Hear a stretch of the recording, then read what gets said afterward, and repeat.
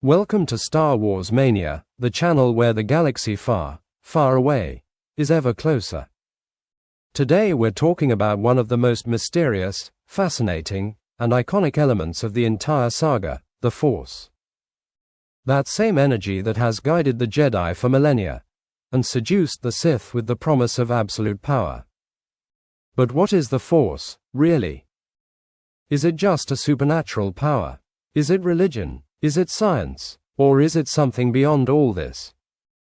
In this video, we'll explore the essence of the Force, its origin, its hidden meanings, its two faces, the light side and the dark side, and how it has influenced the lives of the saga's most iconic characters, from Yoda to Anakin, from Luke to Rey. If you think you already know the Force, prepare to see it in a new light. Stay with us, because the journey is about to begin. And may the Force be with you. Well, the Force is what gives the Jedi their power. It's an energy field created by all living things. It surrounds us. It penetrates us. It holds the entire galaxy together. Obi-Wan Kenobi. First described by Obi-Wan Kenobi, the Force is an energy field that permeates everything and, with rigorous training, can be manipulated, allowing one to lift and move objects, even large ones, influence people's thoughts, also known as mind tricks, see the future, and retain consciousness after death.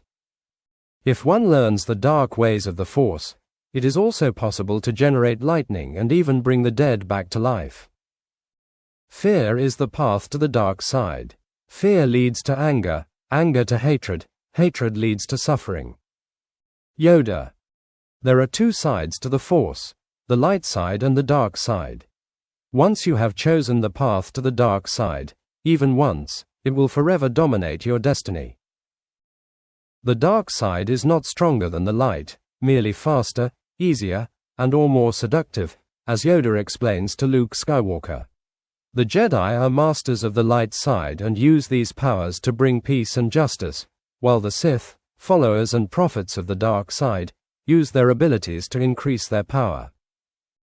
Alcune società e organizzazione consideravano la forza come un'entità senziente incorporea che poteva essere capace di pensiero intelligente, mentre altri la consideravano semplicemente qualcosa che poteva essere manipolata ed utilizzata come se fosse uno strumento.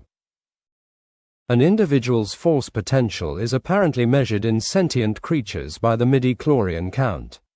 The primary Force users are the Jedi and the Sith, but other orders or entities are skilled in it, such as the giant Bendu, an individual unaffiliated with either side of the Force, or the Night Sisters, who manipulate it through magical rites. After the wars in the Old Republic, Jedi Knight Qui-Gon Jinn discovered the boy who would restore balance to the Force. It was Anakin Skywalker, a child with the highest midi-chlorian count ever seen. He was then trained by Obi-Wan Kenobi before and during the Clone Wars. Due to his separation from his mother and his forbidden love for Padme Amidala, he fell to the dark side, becoming Darth Vader, having also been deceived by the Dark Lord of the Sith, Palpatine. With the creation of the Empire and the killing of the Jedi, faith in the Force was lost. In Episode 4, A New Hope, when Ben Kenobi tells Luke Skywalker about the existence of the Force, Han Solo expresses disbelief, but over the course of the narrative he changes his opinion on it. This demonstrates how, especially following the establishment of Palpatine's Galactic Empire and the fall of the Jedi Council, faith in the Force had deteriorated among the people, ending up becoming, in most cases, mere superstition. Further evidence of this is found in the same episode, when during a meeting aboard the Death Star, an Imperial officer accuses Vader of being a sorcerer, and that the Force, known as the ancient religion, certainly didn't help him, neither in revealing the stolen plans of the station nor the rebel base. The Force was balanced in 4 Abbey by Darth Vader, who, witnessing the Emperor slowly killing his son Luke, came to his senses and stopped him, killing him by throwing him into a reactor. Even in The Force Awakens, faith in it doesn't reach the outskirts of the galaxy. In fact, Rey is even surprised by Luke Skywalker's existence. And what about midi-chlorians?